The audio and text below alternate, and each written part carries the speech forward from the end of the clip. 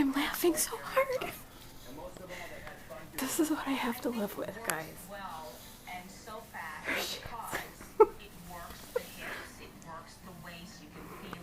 Good night, Heather.